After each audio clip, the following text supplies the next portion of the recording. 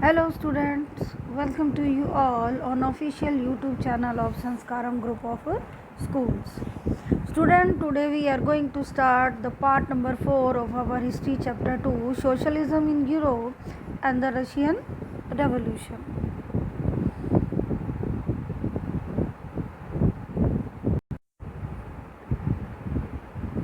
Hello students, welcome again, and today we are going to continue to module number 4 of our history chapter 2. Student, in this paragraph we are going to discuss what changed after October Revolution.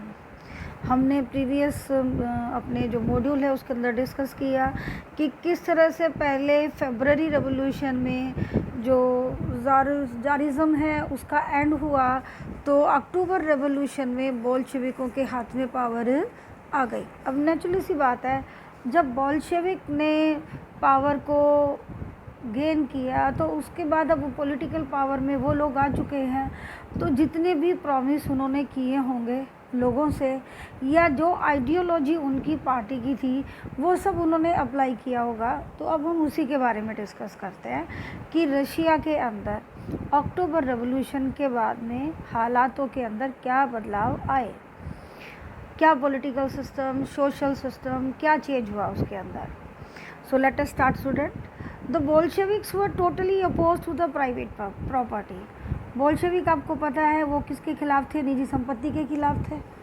Most industries and banks were nationalise in November 1917। तो उन्होंने क्या किया? सबसे पहला काम जो April thesis में Lenin की मेजर डिमांड थी कि उन्होंने बैंकों का राष्ट्रीयकरण है वो कर दिया। This means that the government took over ownership and management. इसका मतलब ये था कि जो मालिकाना हक है और जो प्रबंधन है वो सरकार के नियंत्रण में आ चुका था। Land was declared social property and peasants were allowed to seize the land of the nobility. ज़मीन को सामाजिक संपत्ति घोषित कर दिया गया, मतलब कि ये पूरी सोसाइटी की है, पूरे देश की है। किसानों को, सामंतों, दरबारियों की जो ज़मीन है उसको कब्जा करने की पूरी छूट दे दी, दे वर अलाउड। और in cities Bolshevik enforce the partition of large houses according to family requirements.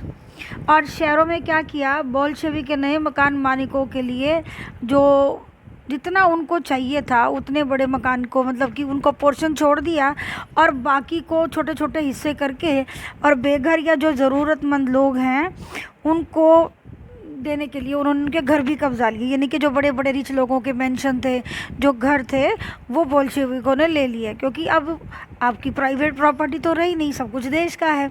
और देश में बहुत सारे लोग जो रिच हैं वो बड़े घरों में रहते हैं, तो बेघर लोगों के लिए कौन कहाँ से आएगा? तो उन्होंने ये तरीका निकाला कि आप रिच लोगों के जो घर है ना, जितना उनको काफ़ी है उतना छोड़ दो, बाकी सीज कर लो और उसको छोटे छोटे पोर्शन में ज़रूरतमंदों को रिडिस्ट्रीब्यूट कर दो। They ban the use of old title of aristocracy. जो अमीर वर्ग था ना, वो जो पुरानी अपनी पोस्ट पदवी जो लगाते थे, नाइट, बैरन, ड्यूक वगैरह, सब बैन कर दिया। To assert the change, new uniforms were design for the army and officials following a clothing competition organized in 1918 when the Soviet hat Budenovka was chosen, जिसको हम बोलते हैं बुदियोनोवका। क्या हुआ कि परिवर्तन को स्पष्ट रूप से सामने लाने के लिए कि पूरी दुनिया के सामने पूरा समाज देखे कि यस, जो गवर्नमेंट का सिस्टम है वो चेंज हो चुका है, तो सेना और सरकारी अफसरों की वर्दियां बदल दी गई। इसके लिए उन्होंने क्या किया? 1918 में एक फैशन कंपटीशन है वो स्टार्ट किया गया कि भाई कौन सी ड्रेस चूज़ की जाए, और जिसमें से जो सोवियत टोपी है जैसे ये सोल्जर ने डाली हुई है, इस कैप का नाम है बुदियोनोवका।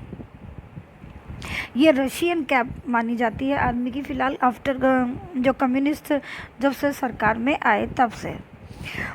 आगे क्या स्टेप हुआ? अभी हमने देखा कि प्राइवेट प्रॉपर्टी है उसको, मतलब कि लोग वो बिलीव नहीं करते थे, तो उन्होंने लैंड डिस्ट्रीब्यूट कर दी, उन्होंने बैंकों का नेशनलाइजेशन कर दिया।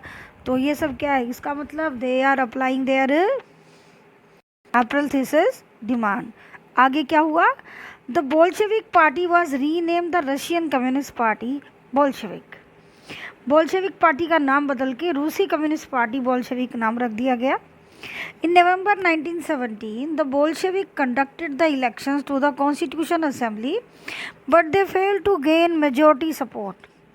अब नवंबर 1917 में बोल्शेविकों ने संविधान सभा के लिए चुनाव कराए, लेकिन इन चुनाव में उन्हें बहुमत नहीं मिल पाया, मेजॉरिटी नहीं मिल पाई।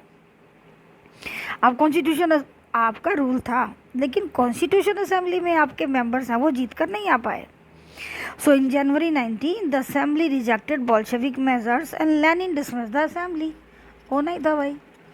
क्या हुआ कि जनवरी 1918 में असेंबली ने बोल्शेविक के जो प्रपोजल थे कॉन्स्टिट्यूशन के लिए पर्टिकुलर कुछ दिए होंगे, उन्होंने वो रिजेक्ट कर दिए क्योंकि नहीं समझ में आए होंगे, कोई भी रीज़न होगा। तो अब लेनिन ने क्या किया, उस असेंबली को ही डिसमिस कर दिया। आर्ग्यूमेंट क्या दिया, he thought that all Russian Congress of Soviet was more democratic than an assembly elected in uncertain conditions.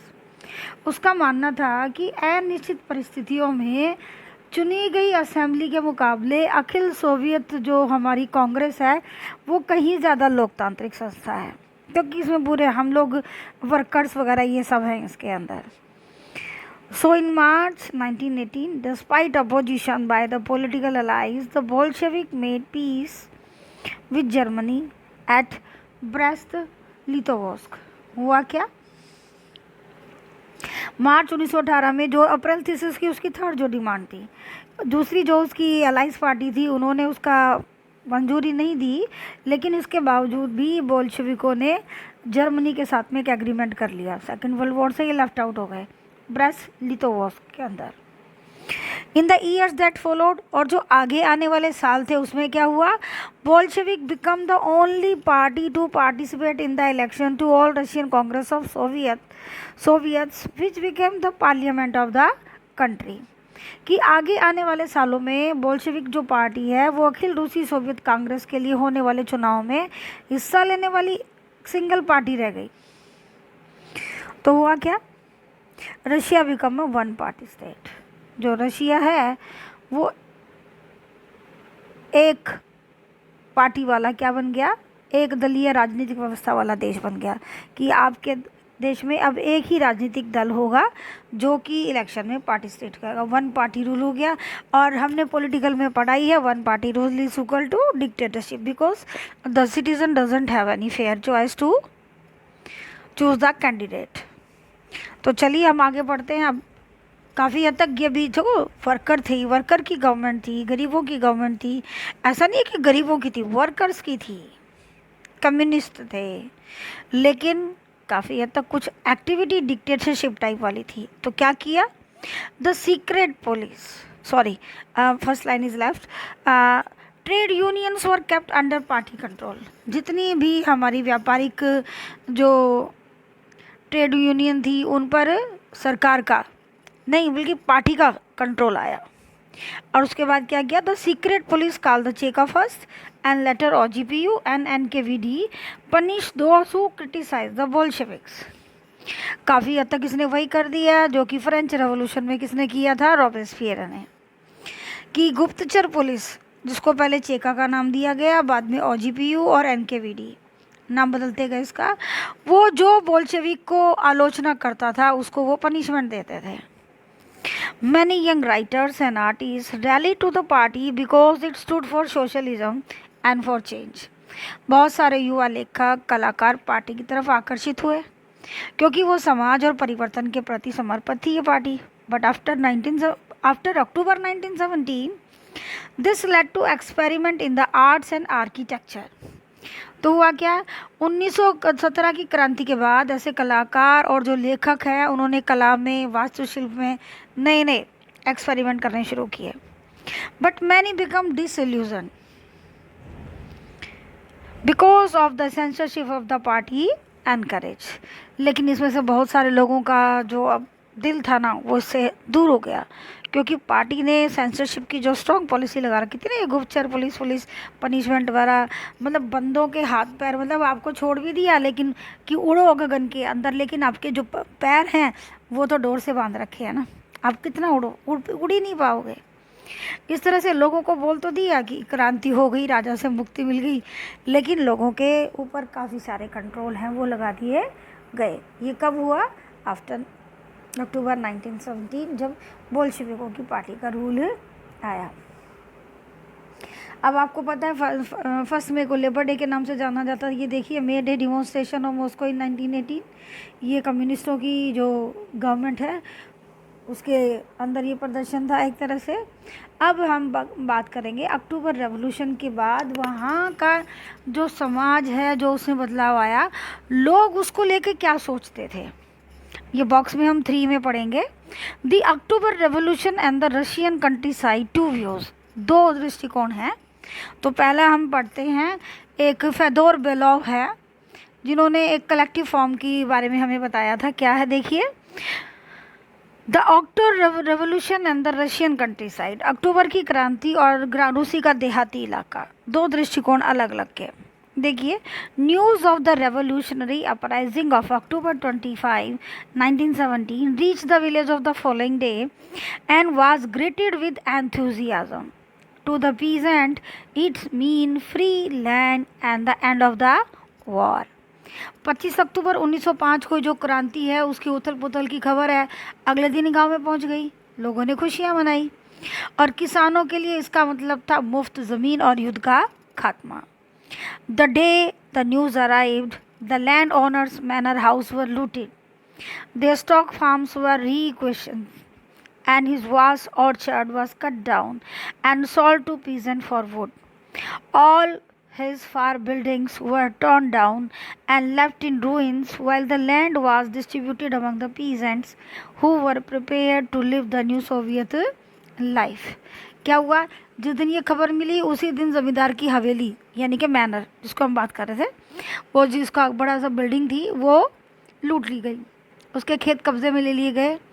Orchard mean उसका विशाल का जो बाग था उसके सारे पेड़ काट दिए और लकड़ी को किसानों के बीच में बांट दिया गया। उसकी सारी बिल्डिंग्स हैं वो तोड़ दी गई और उसकी ज़मीन किसानों के बीच में रीडिस्ट्रीब्यूट कर दी गई, उन किसानों के बीच में जो एक नई सोवियत ज़िंदगी जीने को तैयार थे। ये तो किसके साइड की बात कर रहे हैं? वर्कर्स के लिए। अब हम देखते हैं कि लैंड ओनर्स उन्होंने क्या फील किया। A member of a land owning family wrote to a relative about what happened to the estate. एक ज़मींदार परिवार के सदस्य ने अपने रिश्तेदार को भेजे गए खत में लिखा था कि उसके परिवार की जागीर के साथ में क्या हुआ। द कूप का मतलब होता है तख्ता पलट, COUP, कूप डिटैच भी बोलते हैं, मैं आपको पिछले चैप्टर में भी दे चुकी है। Happen quite painlessly, quiet and peacefully. क्या कहा उसने? तख्ता पलट बिना किसी परेशानी के, खामोशी से और शांतिपूर्वक पूरा हो गया। The first days were unbearable, शुरुआती दिन बर्दाश्त के बाहर थे।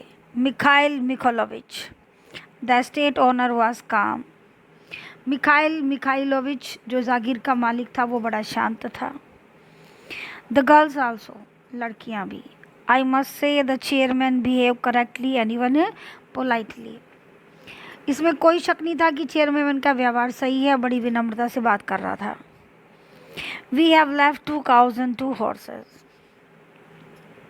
हमारे पास 2 गायें और 2 घोड़े छोड़ दिए गए। The servants tell them all the time not to bother us, नौकर बार बार उनको यही कहते हैं कि हमारी फिक्र ना करें। लेट देम लिव, उनको जीने दो।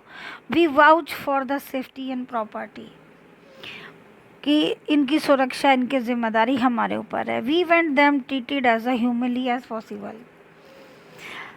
हम उससे मानवता भरा व्यवहार करेंगे। There were rumours that several villages are trying to effect the committees and return to the state to Mikhail Mikhailovich. अफवाह है कि कई गांव में लोग कमेटियों को बाहर निकलकर पूरी जागीर मिखाइल मिखोलोविच को सौंपना चाहते हैं। I don't know if this will happen, if it is good for us. कहता पता नहीं ऐसा होगा या नहीं, लेकिन हमारे लिए अच्छा भी होगा या नहीं पता नहीं। But we rejoice that there is a conscious in our people, लेकिन हमें इस बात का संतोष है कि हमारे लोगों में चेतना है।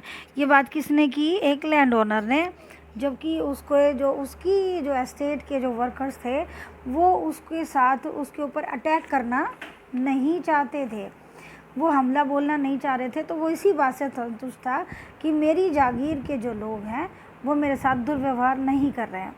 तो आपने देखा कि किस तरह से किसान जो हैं वो एस्टेट के अंदर जो मैनर्स हैं, जागीरदारों की हवेलियां हैं, उनके घर हैं, उनको लूट रहे थे। तो रशिया में उठापटक चल रही थी। अब क्या हुआ, एक तरफ तो क्या हैं आपके बोल्शेविक हैं जो क्रांति कर रहे हैं, जिनके पास लाल झंडा है, जिनको रेड्स कहा गया। ऊपर से दूसरी तरफ क्रांति में जो कंजर्वेटिव थे, जो कि कौन थे, राजा के समर्थक, जिनको क्या कहा गया, वाइट्स। और दूसरे थे हमारे कुछ सोशलिस्ट क्रांतिकारी लिबरल्स, जो कि बोल्शेविकों की तरह बहुत ज़्यादा डीप स्ट्रॉन्ग नहीं थे, डेमोक्रेट्स थे, उनको कहा गया ग्रीन्स। अब इस तरह से तीन अलग अलग हमारे पास पार्टियाँ आ गई, रेड, ग्रीन और वाइट। और एक तरह से रशिया में अब तीन ग्रुप हैं जो आमने सामने लड़ रहे हैं ज़मीनों को हथियाने के लिए, पॉलिटिकल पावर को कब्जाने के लिए। तो अब ये सारी चीज़ें किस में बदल गई, सिविल वॉर में। और इसी सिविल वॉर में रशिया ने वो खोया जो कि इनह्यूमन जिस एक्टिविटी को कहा जाता है, उसको हम डिस्कस करेंगे अभी। क्या हुआ, the civil war. Civil war मैंने आपको बताया था कि क्या होता है, it was like a war between the two communities of a country and they fought just like a war. एक ही देश के दो समुदाय आपस में जब इस तरह से लड़ेगी जैसे वो सच्चा युद्ध लड़ रहे हैं, तो उस स्थिति को क्या कहते हैं, सिविल वॉर, गृह युद्ध कहते हैं। क्योंकि इसमें आप फॉरेन कंट्रीज़ के साथ युद्ध नहीं कर रहे, अपने ही समुदाय के साथ भिड़े हुए हैं। तो लेट अस डिस्कस क्या हुआ। When the Bolsheviks ordered the land redistribution, the Russian army began to break up. कि जब बोल्शेविकों ने ज़मीन के पुनर्वितरण का आदेश दिया तो रूसी सेना टूटने लग गई, मतलब लोग आर्मी छोड़ के घर भागने लग गए। Why? Soldiers mostly peasant wish to go home for the redistribution and deserted. वो क्या हुआ कि वो ज़्यादातर तो सिपाही थे, वो किसान थे, वो भूमि जो पुनर्वितरण हो रहा था ना उसके लिए वो घर लौटना चाहते थे, इसलिए डेजर्टेड आर्मी छोड़कर जाने लग गए। क्योंकि फार्मर थे ना, तो फार्मिंग करनी ज़रूरी है भाई। Non Bolshevik socialist, liberals and supporters of autocracy condemned the Bolshevik uprisings. जो गैर बोल्शेविक समाजवादी थे, उदारवादी थे, राजशाही के समर्थक थे, उन्होंने बोल्शेविक का जो विद्रोह है उसकी निंदा की कि किस तरह से वो देहात के अंदर ज़मीनों को कब्जा रहे थे। Bolshevik the Reds, Bolshevik underline करो बेटा इस लाइन को, बोल्शेविकों को क्या कहा गया, रेड, यानी कि लाल, उनका लाल झंडा होता है कम्युनिस्टों का।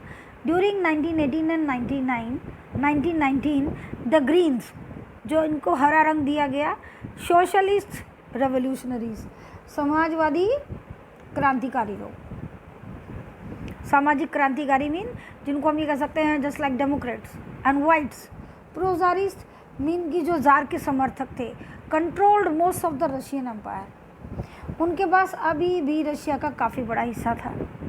दे were backed by French, American, British and Japanese troops, all those forces who were worried at the growth of socialism in Russia. क्या हुआ कि ज़्यादातर रूसी जो साम्राज्य का हिस्सा था उसके ऊपर ग्रीन और वाइट का कंट्रोल था। उन्हें किसकी सपोर्ट मिल रही थी? फ्रांस की, अमेरिका की, ब्रिटेन की और जापान की आर्मी की। क्यों? क्योंकि वो नहीं चाहते थे कि रशिया के अंदर सोशलिज्म आए। As these troops and the Bolshevik fought a civil war, looting, banditry and famine become common. और जैसे इन टुकड़ियों और बोल्शेविकों के बीच गृह युद्ध चला तो लूट मार, डकैती, भुखमरी जैसी बड़ी बड़ी समस्याएं पूरे देश में फैलने लग गई। और बेटा यहीं से गड़बड़ हो गई। क्या हुआ, ये था 16 की रात को और 16 और 17 की रात को 1918 में जो आपके ये बोल्शेविक क्रांतिकारी हैं, जो कि ज़ार जो अब्डिकेट हो चुके थे, एक दूर देहात में अपनी फैमिली के साथ अपना जीवन बिता रहे थे, इन्होंने उस बंदे को और उसके जो सपोर्टर थे उनको गोलियों से उड़ा दिया गया। और गोलियों से उड़ाने के बाद उनकी जो डेड बॉडीज़ थी उनको बुरी तरह से जो आपको पता गन के आगे जो आर्मी होती है ना, वो लगाती है भाला टाइप, उससे कुचल भी दिया गया।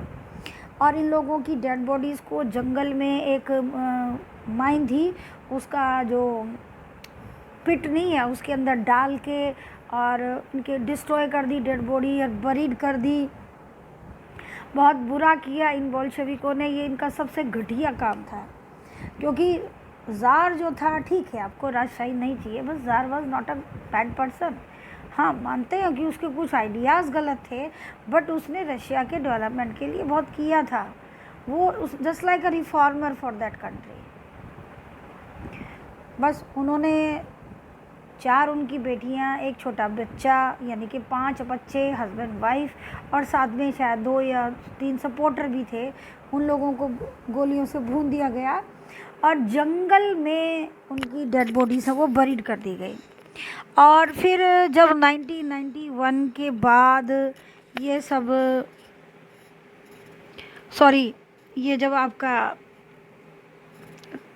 बाद में लगा कि हाँ हमने गलत किया है आफ्टर सेकेंड वर्ल्ड वॉर, तो उनकी डेड बॉडीज़ के रिमेन्स ढूंढने की कोशिश की गई। और कोपतियाकी एक जंगल है जहाँ पर 1975 के आसपास उनकी डेड बॉडीज़ मिली, और उनका डीएनए वगैरह, उनकी फैमिली मेम्बर्स जो कि ज़ार के जो बड़े ब्रदर थे, उनकी माँ वगैरह थी, फैमिली के मेम्बर जो रिवोल्यूशन के टाइम पे कंट्री छोड़ गए थे, यूरोप जा चुके थे, उनके साथ मैच किया गया। वो डीएनए मैच हुआ तो उन्हें रीबरीड किया गया 1978 में। और प्रिंस और छोटी राजकुमारी की डेड बॉडी नहीं मिली थी, उनके डीएनए नहीं मिले थे किसी भी डेड बॉडी से, तो जो कि सर्च की गई 2000 में उनकी डेड बॉडी। और फिर 2007 में उनको भी साथ में ही फैमिली के रशिया के एक चर्च में दफनाया गया। और रशिया जो हमने पहले पढ़ा था कि ऑर्थोडॉक्स रशियन क्रिश्चियनिटी है, तो जहाँ इस पूरी फैमिली को मार्टियर्स डिक्लेयर किया गया और सेंट डिक्लेयर किया गया।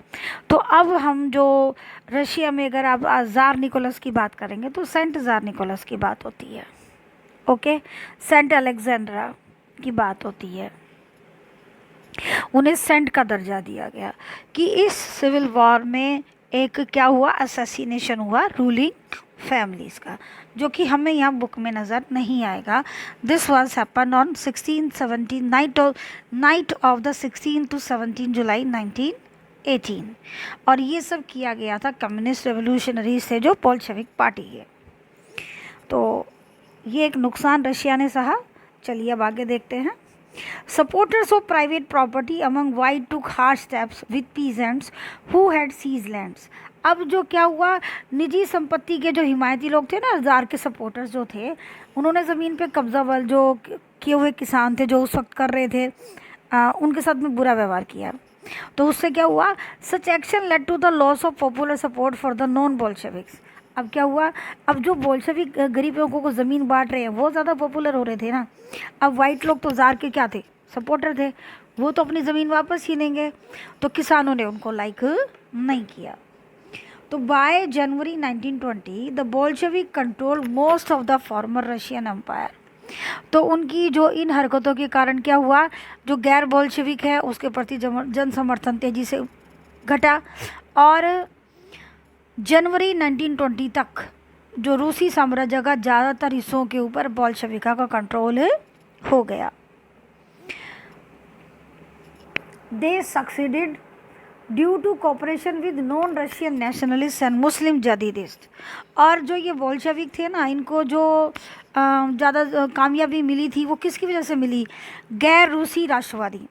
क्योंकि मैं आपके साथ बात करना चाहूँगी कि रूसी जो शब्द है ना, ये रूस एक, जैसे हमने बात की थी कि अलग अलग नेशनलिटीज़ हैं, ये रशिया एक बहुत बड़ा देश है जिसके अंदर अलग अलग ट्राइब्स हैं, अलग अलग धर्मों के कबीलों के लोग हैं, और इसके अंदर मेजर पार्ट है वो रूस का है।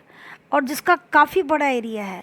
लेकिन इसके अलावा Kurdistan, Tajikistan, Ukraine, Armenia, Romania, Moldova, ना जाने 15-20 छोटे कंट्रीज़ हैं, सर्बिया वगैरह, जहाँ अलग अलग नेशनलिटीज़ के, कल्चर के, लैंग्वेज के लोग रहते हैं, जिनका कोई भी कुछ भी चीज़ आपस में मैच नहीं करती।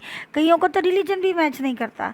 तो ये नॉन रूसी जो कंट्रीज़ थे ना, इनकी ये नेशनलिस्ट जो थे ये साथ दे रहे थे बोल्शेविक्स का।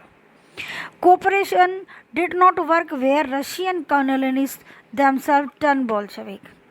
और ज़्यादातर जहाँ रूसी औपनिवेशिकवादी ही बोल्शेविक विचारधारा के अनुयायी बन गए थे, वहाँ मदद काम नहीं आई।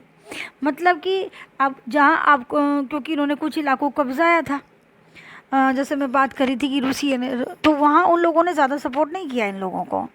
इन Khiva and Central Asia the Bolshevik colonist brutally massacred local nationalist in the name of defending socialism.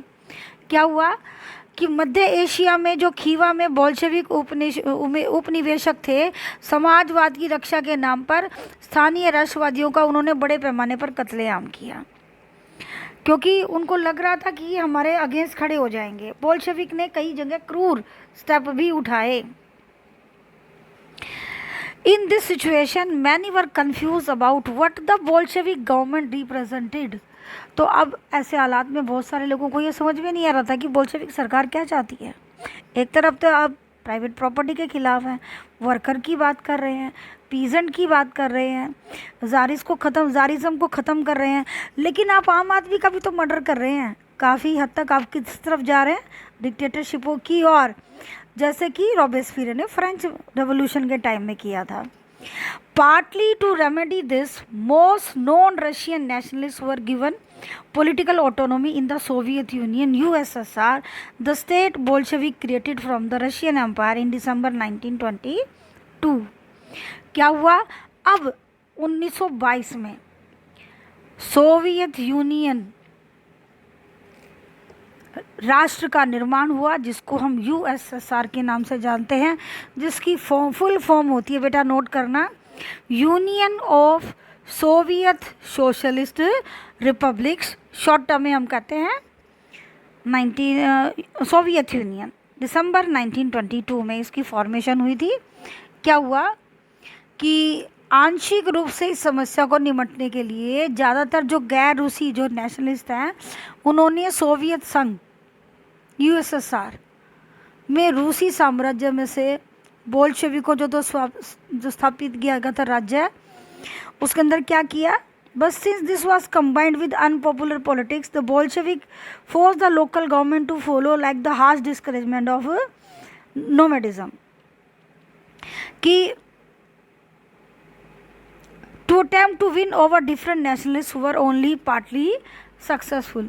क्या हुआ, अब थोड़ा सा इस चीज़ के बारे में आपसे डिटेल में करना चाह रही हूँ, यहाँ कुछ मिसिंग है, ये लाइन मैं आपको साथ डिस्कस करूँगी कि दिसंबर 1922 में सोवियत यूनियन की जब फॉर्मेशन हुई, तो रूस वाला एरिया जिसको हम रशिया बोलते हैं, रूसी जो इलाका था, उसके अलावा जो नॉन रशियन लैंग्वेज का जो इलाका था, जैसे आर्मेनिया, सर्बिया या यूक्रेन है, अज़रबैजान है, तुर्कमेनिस्तान है, दागिस्तान है, यहाँ की जो लोकल ट्राइब थी, इनको कुछ ऑटोनॉमी दे दी गई कि you can maintain your own culture, और इन लोगों को रशिया के एम्पायर में मर्ज कर लिया गया।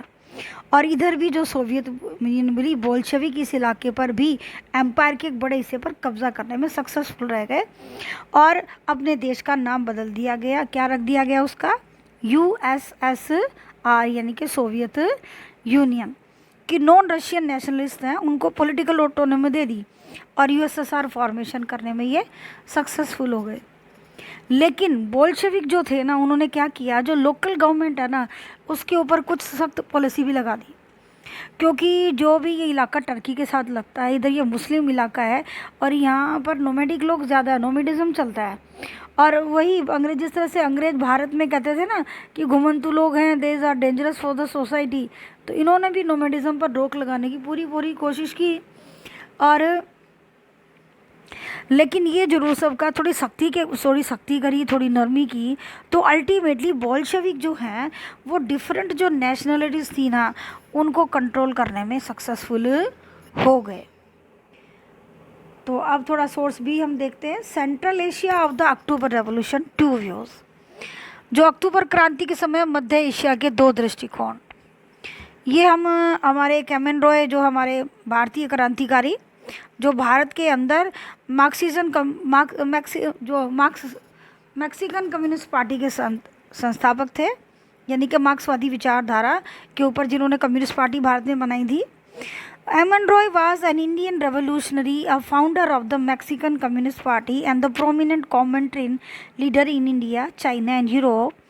He was in Central Asia at the time of civil war in the 1920. He wrote कि ये जो आपका पैराग्राफ आया ये हमारे एक भारतीय राष्ट्रवादी क्रांतिकारी जो मैक्सिकन कम्युनिस्ट पार्टी के मार्क्सिज्म जो हमारी CPIM है उस पार्टी के संस्थापक हैं।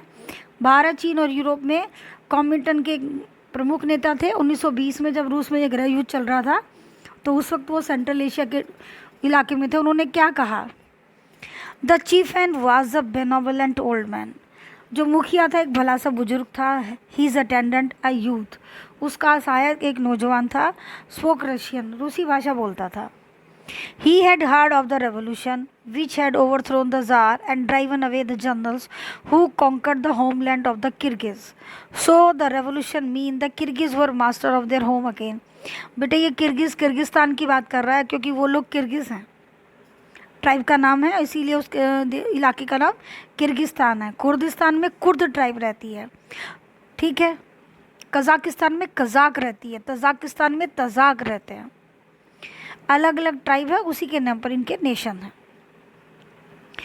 कहते हैं कि क्रांति के बारे में उनको पता था जिसमें जार को राजगद्दी से हटा दिया गया था, उन जनरलों को भी खदेड़ दिया गया था जिन्होंने किर्गिज़ की मातृभूमि पर कब्जा किया था। इस प्रकार की क्रांति का मतलब था कि किर्गिज़ लोग जो हैं अपनी मातृभूमि यानी कि अपनी लैंड के फिर से मालिक बन गए, क्योंकि किसानों को लैंड डिस्ट्रीब्यूट हो रही थी और रशियन आर्मी ने उनकी ज़मीन कब्जा रखी थी। लॉन्ग लिव द रेवोल्यूशन, क्रांति जिंदाबाद, इंकलाब जिंदाबाद की बात हो रही थी। Shouted the Kirghiz youth who seem to be a born Bolshevik. मतलब कि उनको ऐसा लगता था कि जैसे ये पैदाइशी बोल्शेविक है। द होल ट्राइब ज्वाइन, और पूरा कबीला है उनके साथ इंकलाब जिंदाबाद के नारे लगा रहा है कि यस, उनको अच्छा लग रहा था कि भाई ज़ार का खात्मा हो गया, अब उनकी लैंड उनको वापस मिल जाएगी।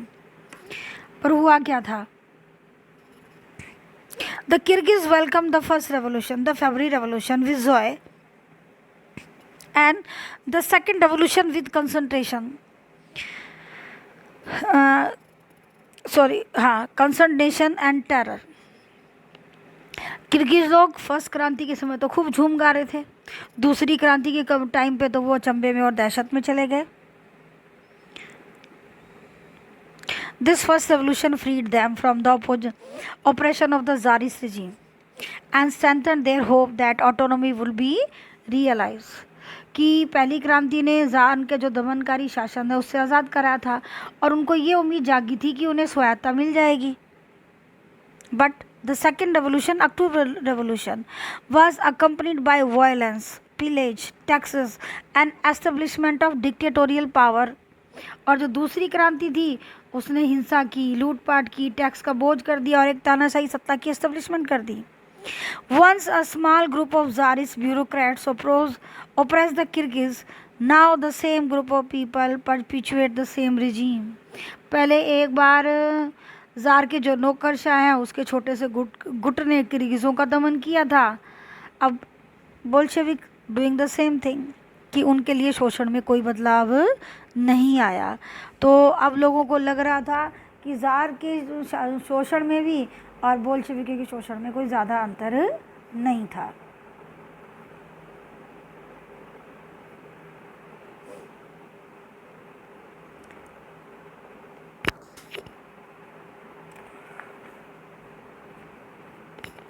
सो स्टूडेंट, यहाँ मैं आपकी जो मॉड्यूल नंबर 4 है उसका एंड कर रही हूँ। उसका रिमेनिंग पॉइंट है जो 4.2 और 4.3 हम अगले मॉड्यूल में डिस्कस करेंगे।